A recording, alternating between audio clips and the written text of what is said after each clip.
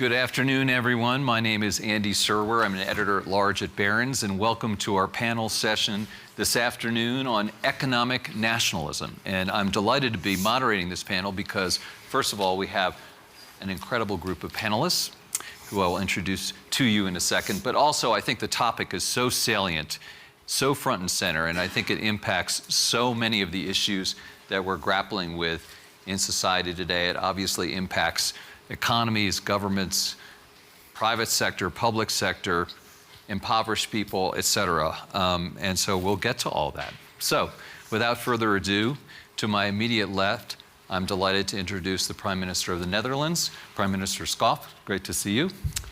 Danny Roderick from the Harvard School, the Kennedy School, I should say, at Harvard University in Boston. Oliver Batt, who is the CEO of Allianz. Thank you for joining us. And Rebecca Grinspan, who is, let me make sure I get it correct, the Secretary General of the United Nations Conference on Trade and Development from Geneva. Rebecca, nice to see you. Nice to see you. So first of all, maybe we should start off by trying to define what economic nationalism is, because it's a little bit of an amorphous, ambiguous term. Prime Minister, why don't we start with you? You're in the hot seat to my immediate left. Yeah. What is your conception of economic nationalism? I was thinking that you were going to deliver it to the Kennedy School Harvard guy, but I would say that, let's say, economic nationalism is trying to think that by protectionism you can develop your economic growth in your country better. But I want to add another thing, and that's the economic nationalism and economic security are sometimes intertwined, and I think they're totally different. Well, the Netherlands has been an open economic country and an open trade nation for, I think, forever. And it's what made the Dutch great. It's what made the Dutch prosperous. So you can imagine that in our way of thinking, economic nationalism is something we don't want. At the same time, maybe I should add that I have a long history in security. Economic security is very necessary. And so it cannot be free market for all. But security demands other things than national economism. I'm going to get back on how those two are necessarily reconciled. Danny, a lot of people think that nationalism is a bad word. Globalism is a good word. Now there are people on both sides of the camp. What is your take? Well, I mean, I would begin by recognizing that what the rise of what we call economic nationalism is a reaction to some of the excesses of the period of hyperglobalization that we just went through, and I think it's a natural desire to regain control, if you will, to control over your national security interest, having access to critical minerals, or ensuring that your basic fundamental security interests are protected, or control over your domestic equity agenda, or your social agenda, your environmental agenda, and having the room to practice those kinds of policies. So I think we would be making a mistake if we call basically brand all of this as a kind of, sort of inherently bad economic nationalistic policies that harks back to the interwar period and expansionism and so forth. So I would want to distinguish between a kind of a version of economic nationalism which is a kind of a xenophobic, zero-sum approach to the world where I just want to put up these walls, protectionist walls, everything that happens to my trade partners, that's good, that's necessarily bad for me, and vice versa.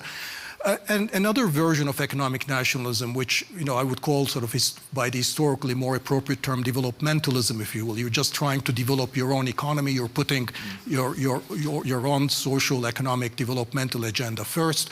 And I don't think that second kind of economic nationalism is necessarily very harmful for the world economy at large. In fact, it may very well be contingent on these policies to have a healthy world economy in the first place. Right. All right. Let's turn it over to the private sector. Allianz, obviously a global, huge global insurance and asset management company. Oliver, talk to us about your idea of what economic nationalism means to you. Only bad things. Actually, I have a very clear view.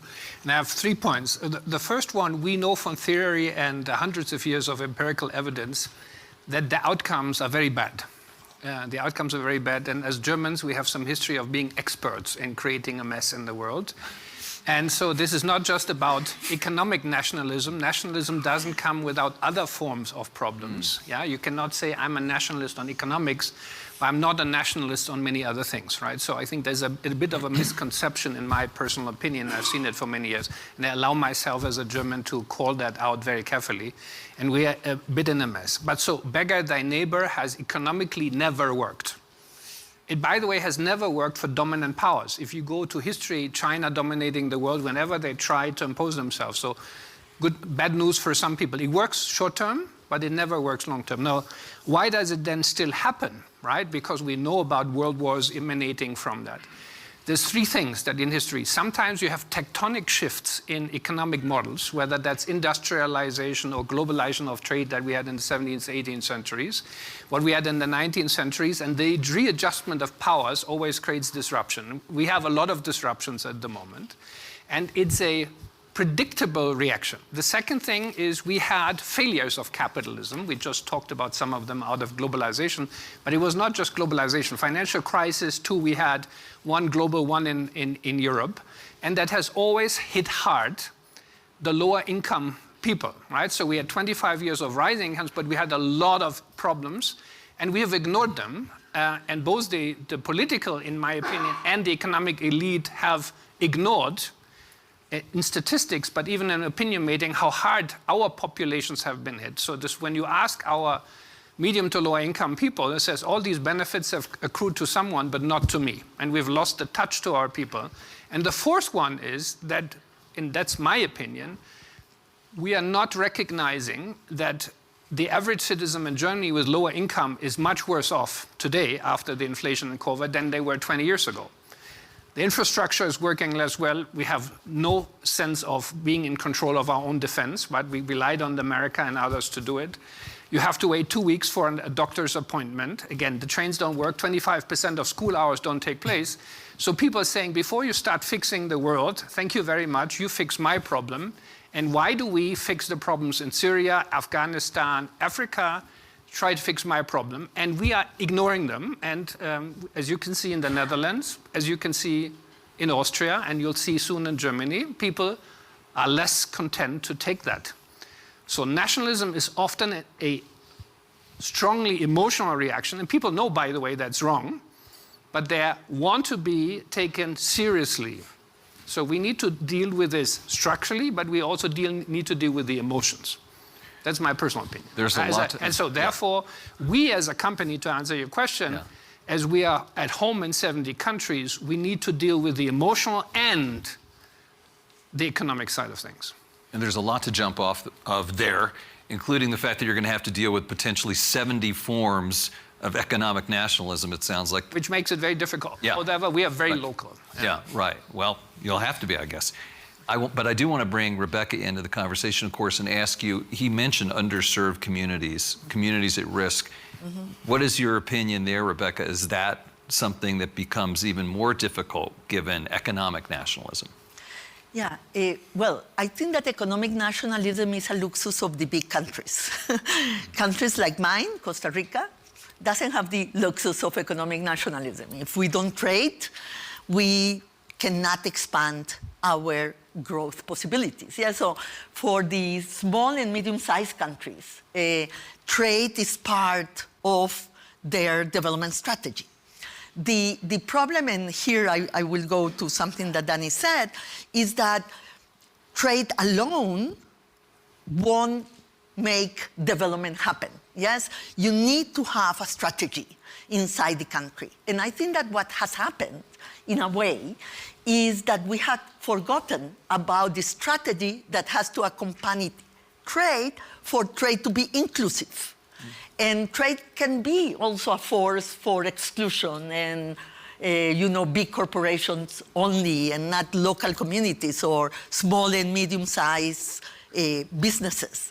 And so it's not enough to just leave trade to the forces of the market, you need also to do education, to talk to the sectors, to have a development strategy inside the country. And that is the win-win, combination. But I think that the economic nationalism has come to haunt us because we didn't recognize the problems that were brewing inside many countries. So maybe protectionism and, across-the-board protectionism is clearly not the answer, but we have to recognize the problem. And it's not only emotional, I think. There are objective conditions in the workers, in the loss of some employment, in the stability of employment, in the salaries getting behind inflation. There are problems that we have to recognize. The risk is that we are giving the wrong solution to the right problem. And we are throwing the baby with the dirty water, right. Kind of saying that.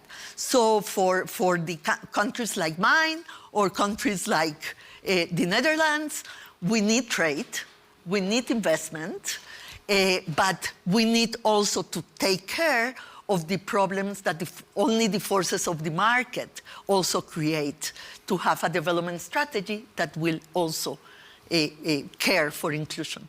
Right. Well, this whole notion of which hurts, say, poor people or working people more, globalism or nationalism, is an open question. And I guess excesses either way can do the trick. I want to turn back to you, Prime Minister, and maybe pick up on a little bit what Oliver was saying, which is he seemed to suggest that you can't sort of have a more global view on trade, but a more nationalistic view on security, perhaps. Maybe that those are not as reconcilable as maybe you think they are. So I want to give you a chance to follow up on that a little bit and dig deeper into that, as I suggested. And first of all, I think you made a right remark when it relates to the low-income groups and globalization. Mm-hmm. And that's a bridge, and you said it as well. And I think that we trusted too much that trade in itself would give the balance. And then we have an emotional problem, but also a serious problem, specifically in our Western countries, where people have to reorganize themselves economically. And I mean, my father always thought that he was making the world better for me. And I'm not sure that I can promise my daughter that she will have it better than myself. So there's a tremendous shift going on. And what I earlier said, I mean, and then going back to the Netherlands, we also in the European Union. So economic nationalism is, you might say, more continental, because we talk about Europe with all the difficulties in the internal market in the European Union. But we try to deal as a European Union with this issue. And I'm not saying it's making it better, but at least it's not real nationalism. Mm-hmm. It's more on a European level, so we have more balance in it in itself. And then I already said that economic nationalism and security are in my respect, two different things. Security is about making sure that you can stand the troubles in the world, to make it very simple. So you want to make sure, and that it relates to trade and the economy, that you have your strategic autonomy. You want to make sure that you are not going to be attacked by foreign nations, for example, by hybrid warfare or cyber, so you have to take up your security. You want to make sure that you have some export controls because you want to make sure that, for example, in the Netherlands, this is a very acute question. On high tech, you don't want to make sure that everything that's related to high tech is going to be available to everybody, especially not to those countries who have an offensive, strategic cyber attack intent to the Western world. So we have to balance on all these issues. And that's why and sometimes I got a feeling that they are, as I said, intertwined. I mean, they are on the level of security, but actually they go about protectionism. And that's why we have to be very careful in defining what is really security. And then the starting point is free trade. and then make sure that the interceptions you do are related really to security and not about trying to protect your market. Right, okay. I mean, you know, I think, you know, to put a fine point on it, perhaps, is, you know, maybe having more specific policies when it comes to immigration than your predecessor did, for instance. And I know that's something that has been part of your agenda. And then how closely is that tied to trade? And so maybe we can talk about that a little bit, because you're right, they're separate, but they maybe are linked. And Professor, I want to ask you about that. I mean, you've pointed to some instances, some countries, some economies that seem to have balanced out this idea of globalism and nationalism. So maybe talk about that a little bit. Yeah, I mean, my difficulty with the term economic nationalism is, if we try to define it, you know, we can say, okay, economic nationalism is each country putting its own national economic interest first. Well, if you define it that way and think about it for a second, would there ever be a government that would act differently? Mm-hmm. And by that definition, every government is pursuing economic nationalism.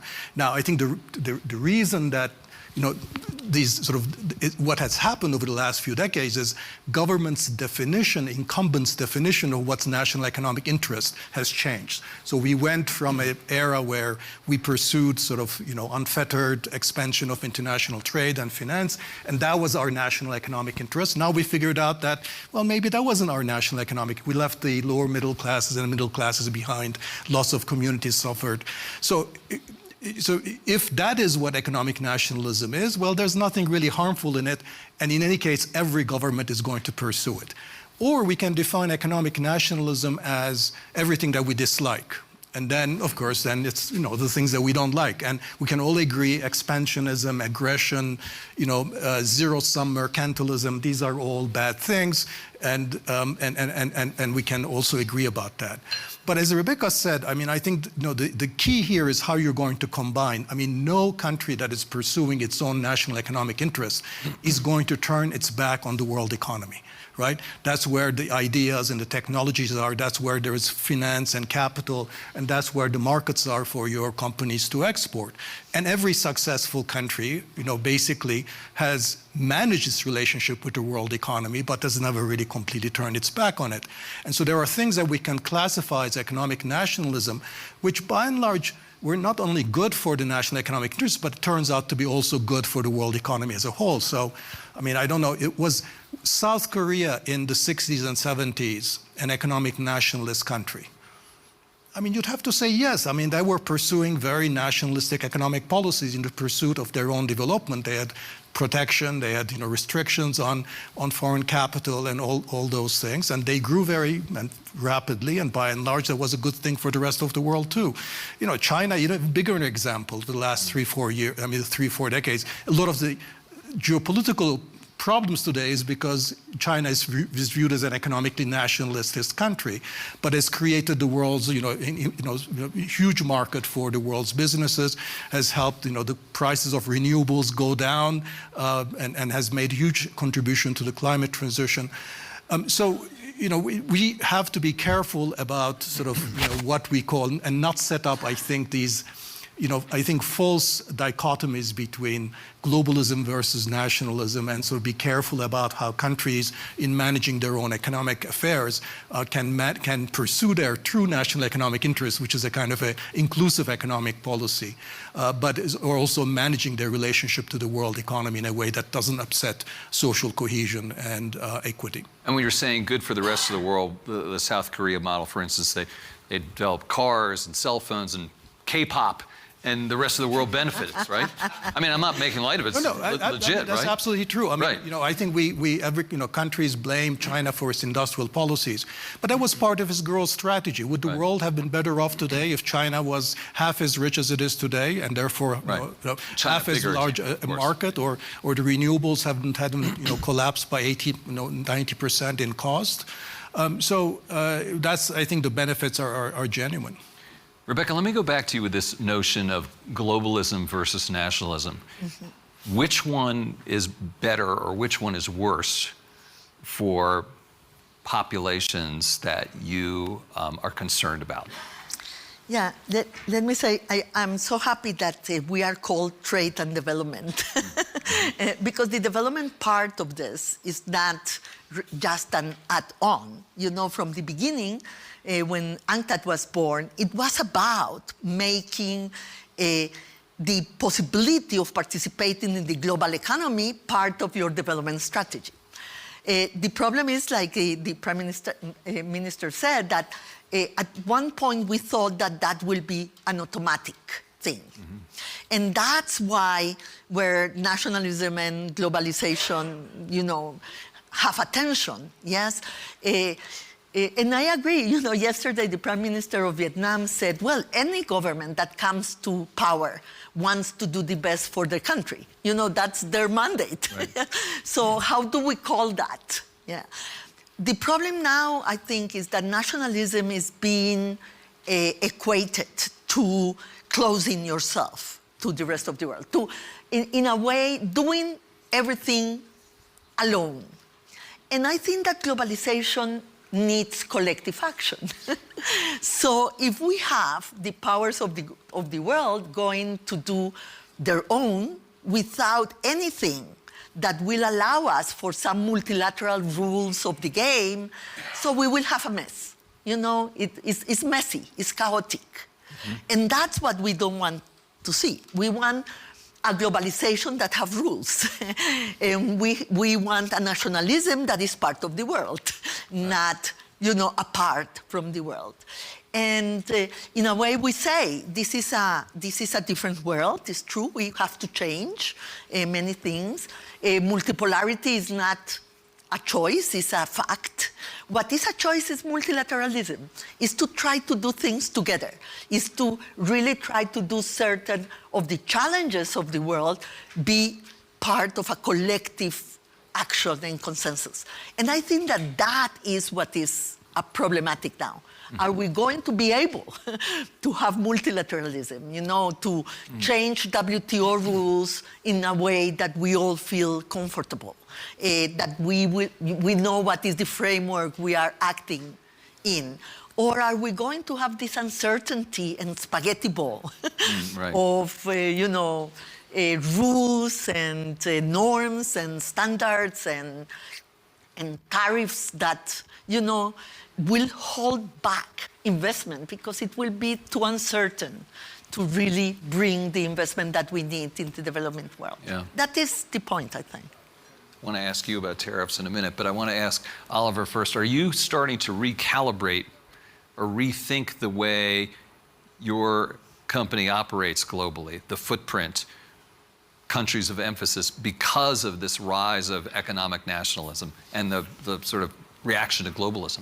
We do this constantly, actually, because some of this is a theme, but you have a lot of countries that we have been, for example, we've been in Lebanon for 100 years until 2 years ago, until we said that it's now a community where we cannot operate with the standards that we feel we need to operate, whether that's compliance or other things.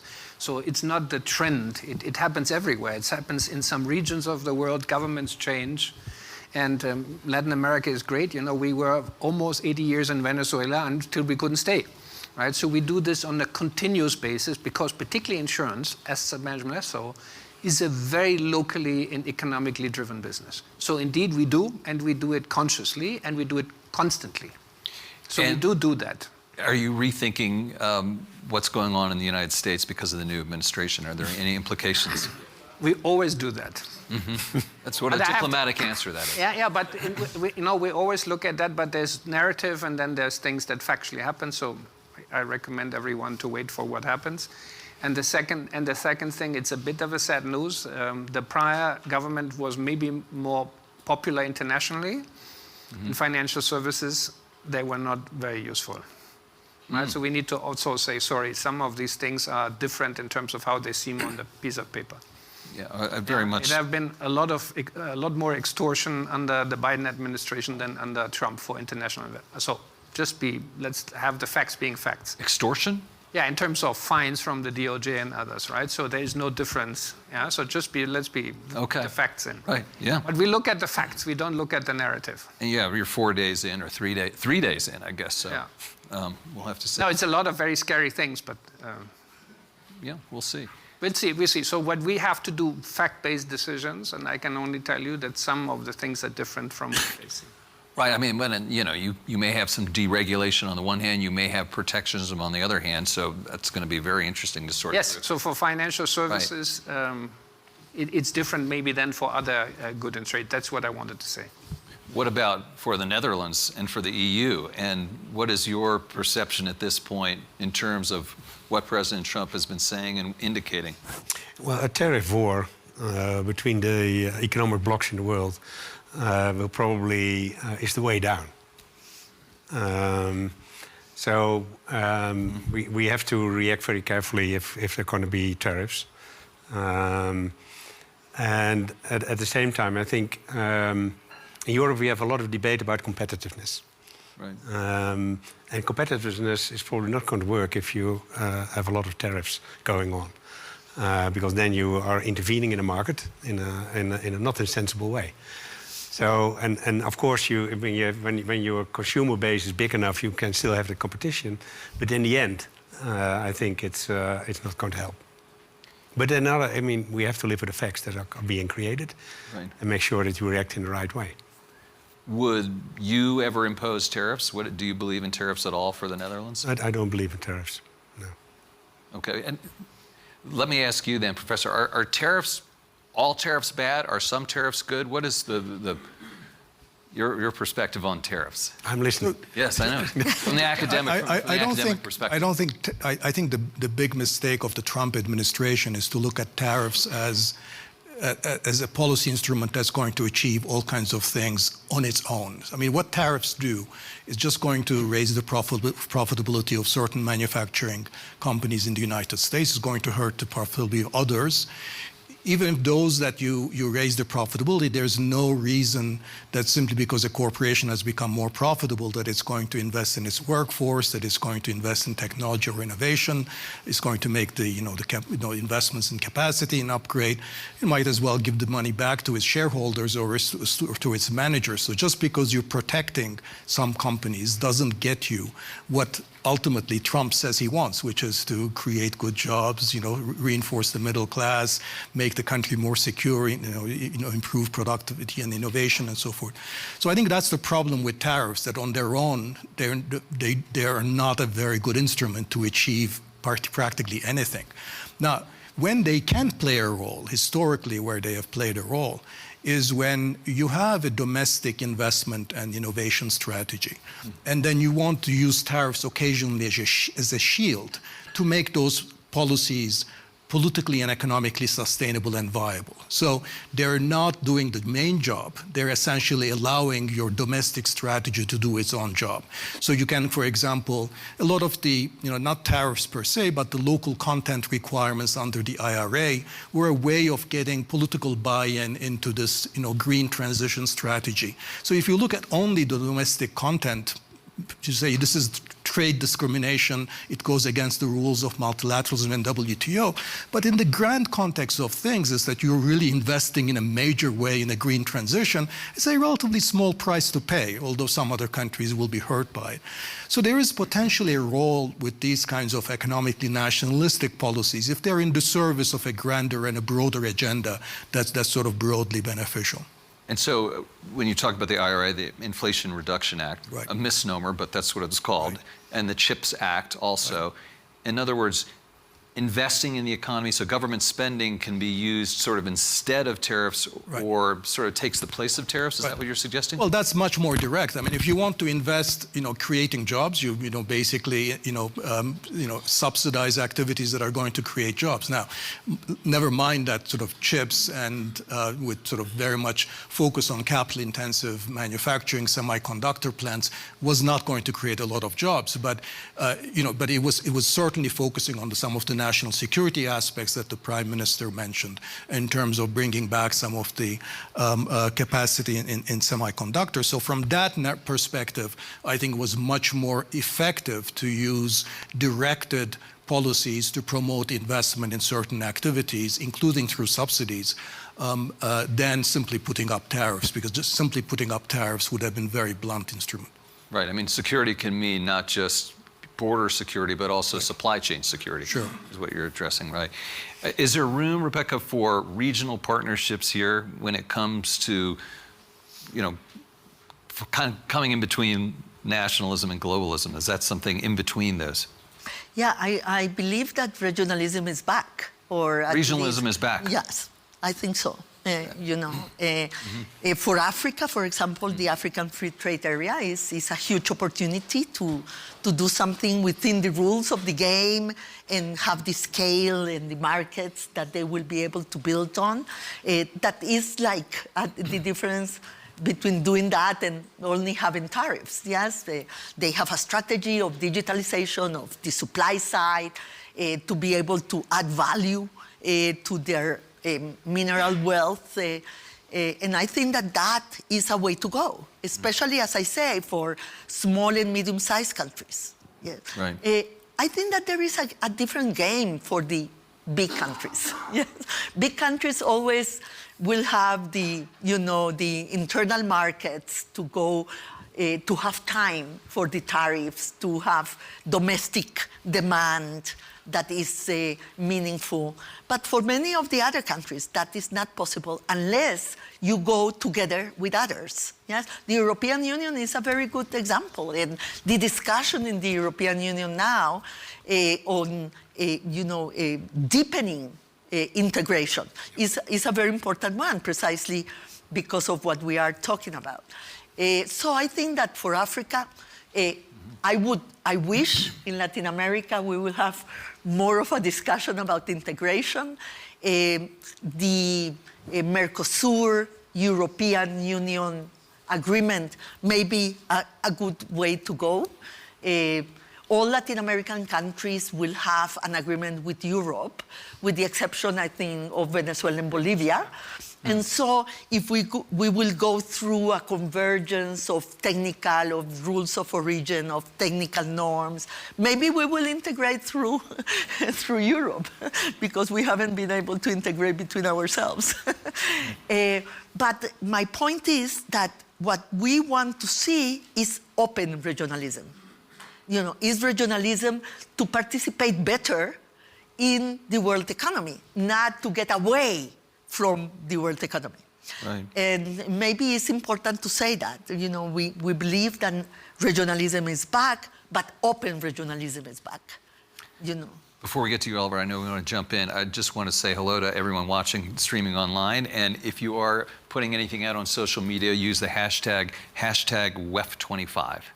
And third piece, we'll be going looking for some questions if you have any in just a few minutes. So, you wanted to jump in there. I want to pick up on this point. Yeah. Also, the Prime Minister mentioned this point on security or resilience is something we've, as part of globalization, totally underestimated. And this is not just politicians, also business, right? We have had some value chain problems. We saw that in COVID that should have never happened, right? You have a small factory being flooded somewhere in Slovenia and some big factories in Germany shut down for 8 weeks. I think it's happening at every level that we need to rebuild resilience in.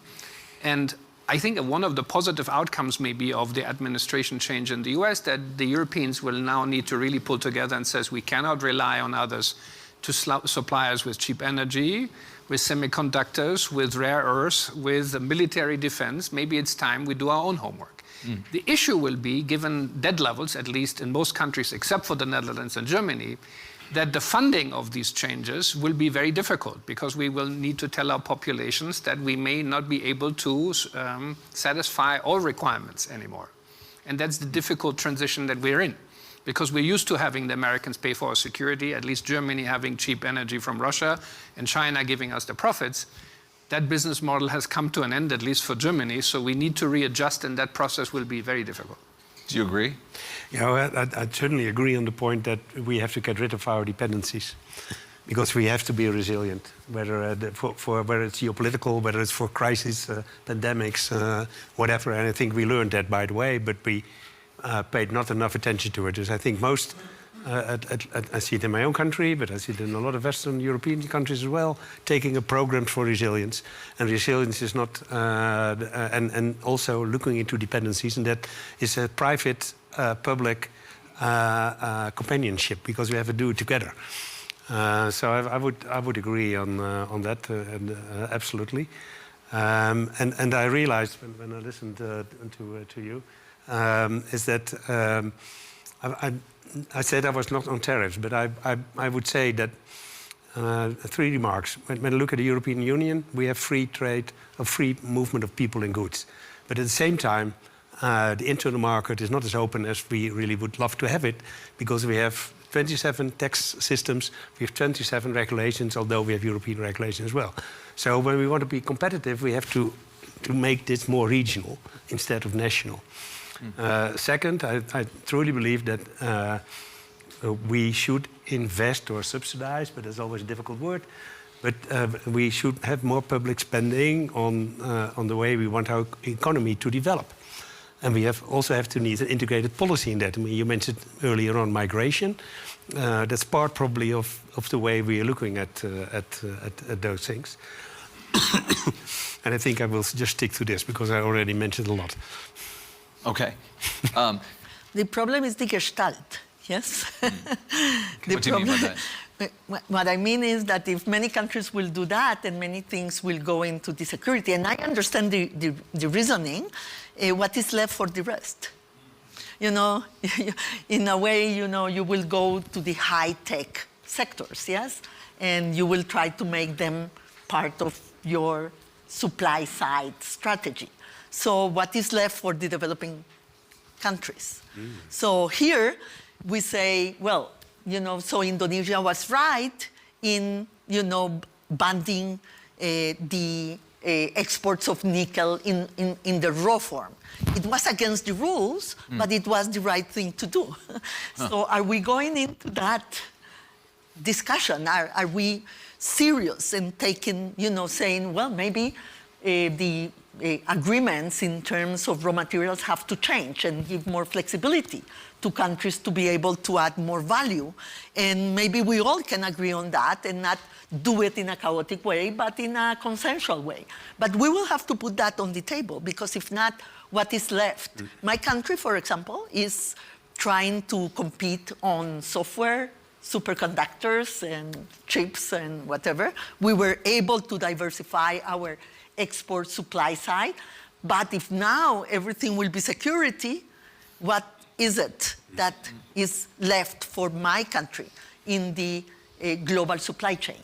And I think that that is a question that we need to answer.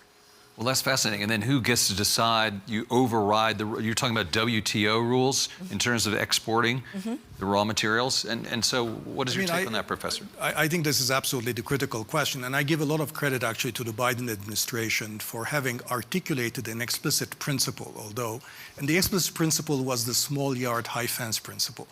And so every country, especially large countries, will, no matter what, will look out for their own interests and will do their own unilateral things. But I think if you tie it to a particular principle, then you also give other countries a chance to criticize those same big countries when they're violating their own principle. So the credit that I give to the US and to Jake Sullivan wasn't that this principle was actually applied because the yard became bigger and bigger over time, and you can actually question whether how small the yard was by the time they left the administration. But it gives a way, and that's I think where the multilateralism, it gives others a weapon, a way to discipline, to say, well, you started by saying small yards, high fence. We understand it. You want to protect your own national security. But then, you know, where do you stop? Where is the account? Where's the transparency?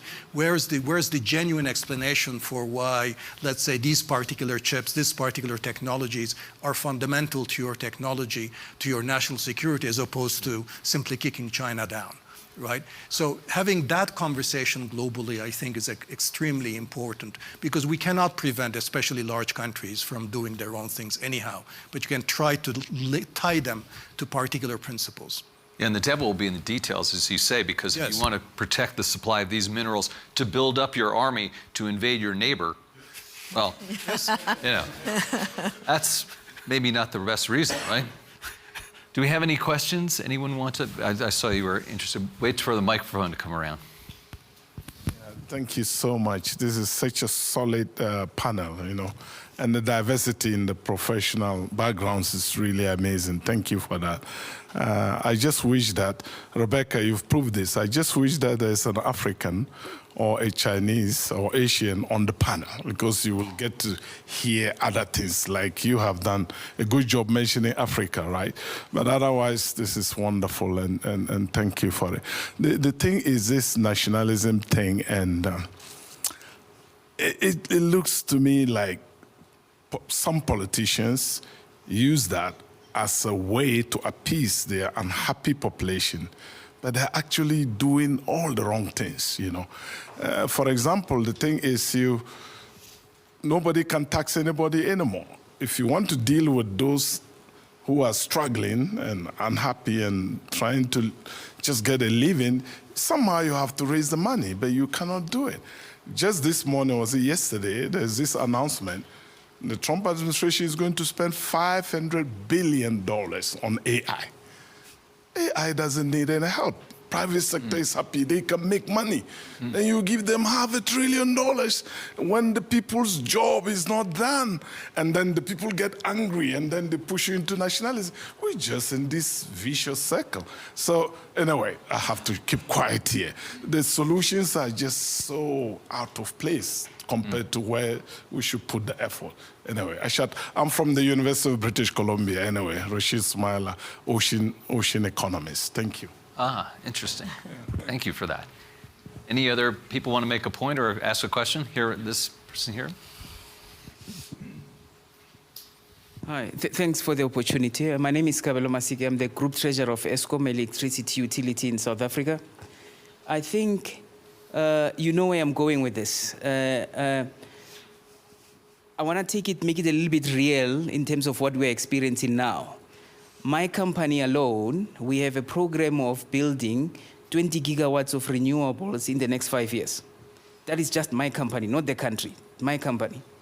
Now, the question that we are having is, if we are going to do all of this, we are replacing coal-fired stations and all of that. We've got people that we are laying off as a result of that. The question that gets repeated to us is, why don't we have our own manufacturing base for all these PVs and wind turbines that we are going to require during this period? On the other side, someone else is saying, well, China is doing it cheaper than anyone else in the world. Why don't you take advantage of that and have cheaper electricity in the country as a result of that? And that is where we are. And then so we're going to get imports from China, and then we're going to have no one to buy electricity because everyone is unemployed because the mines are closed and everything. Or that is the real problem where we're facing, I think, as part of the world. And the question about, is there merit to some degree of having some protectionism that is developmental in nature, or is it a zero-sum game? This is what I'm trying to get to. Do you want to address that, or you want to, Rebecca? Maybe I think that's an excellent way. You really framed it. You gave a real example, so thank you for that. That's great. No, I think that there is a merit if you have a strategy. Yes, and if we did a study about the renewable value chain in Africa and the tariffs. And the problem also in Africa is the tariffs are wrong. You know, they are about intermediate goods. That is what you can start producing. And, you know, and so the structure of the tariffs for the internal market is wrongly designed. Yes? So probably the balance also have to do with a more general strategy than only, you know, the last part of the chain, that is the solar panel. So the strategy would be, for instance, understanding what the country's needs are, what raw materials you might have to create things that would address that, understanding the labor market that you may be trying to address. The value chain, understanding the value chain. How are you going to, if your problem is only to produce cheap energy and you are not going into the value chain, so probably that will be your objective, yes? And then you will attract maybe for renewables other type of industries.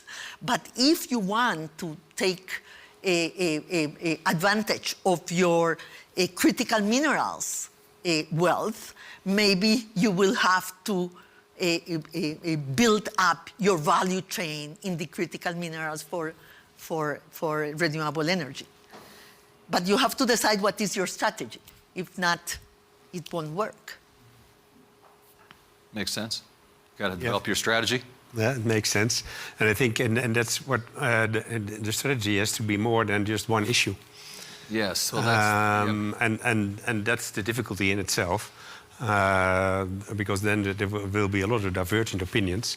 Yes. And then again, the democratic process has to step in and make sure that parliaments and governments make the right decisions and the right strategies together with the people and the business.